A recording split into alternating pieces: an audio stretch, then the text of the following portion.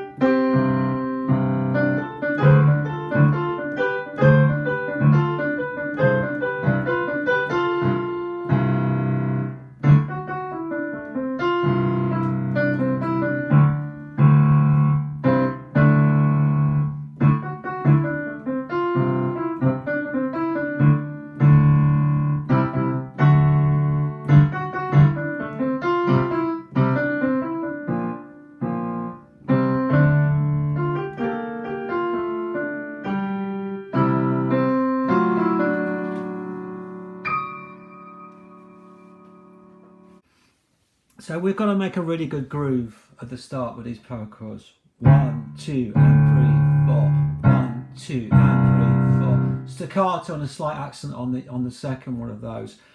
So make sure you get a really good pulse and keep that pulse throughout. Look at line 3 in the left hand. What she does here, she takes the D from the bottom of the power chord and puts it on the top. The same with the C. In other words, they are called inversions.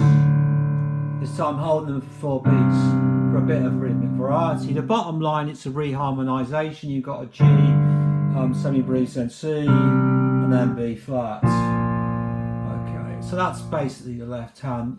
When you come on to the next page, bar 27, make sure I put a 2 on the B flat and go under straight away to play the rest of it. Of course, the most distinguishing thing about this piece is this right hand riff that occurs 3 times. So make sure you can play that really well.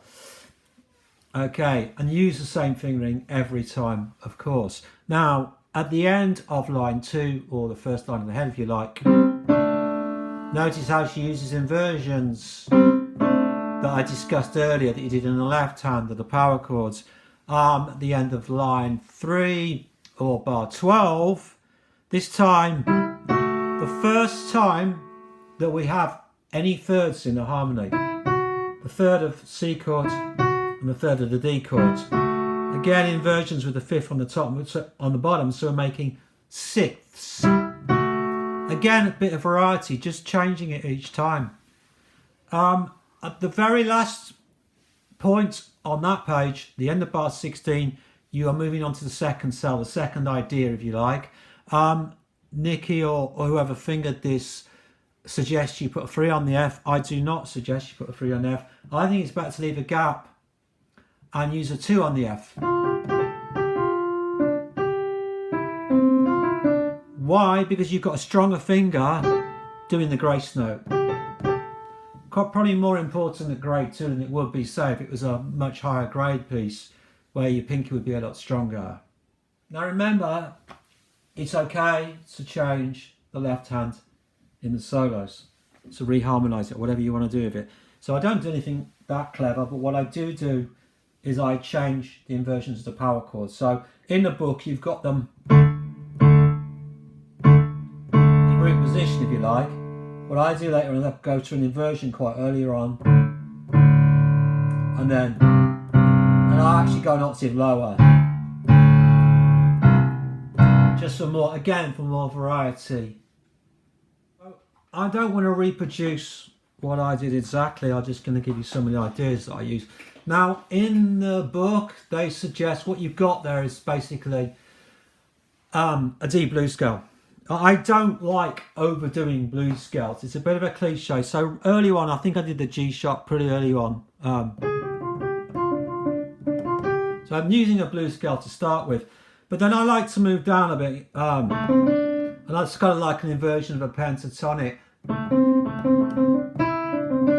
And I start to go into a Dorian scale at the end of it's round about the beginning of the the end of the 8th bar, which is anticipating what's coming up next. If you've watched my videos, you'll notice that I'm really keen on doing top harmony, and this is no exception. So when I'm doing I go to a Dorian on D. This is the second time round, if you like, which is sort of like the 9th bar of the Impro. And then do it the Dorian flattened 3rd on C. Okay, now the last bit, because I've been working quite a lot on Cantaloupe Island lately, and perfect for it, I think. Now, if you played on off boogie, you'll notice that you've got these thirds in the right hand. So if you put a D underneath it and a flick, so I get that idea for that from the Impro. So there's a few ideas to work with. So the embellishment, again, you can have a lot of fun with this. So basically I took the idea of trying to keep the riff and the left hand going from the introduction, if you like, with a slightly different right hand where I deliberately don't play on the first beat of the bar, or the first half of the first beat of the bar rather. So I'm coming on the N after 1. And I put the left hand in where you keep going with the introduction.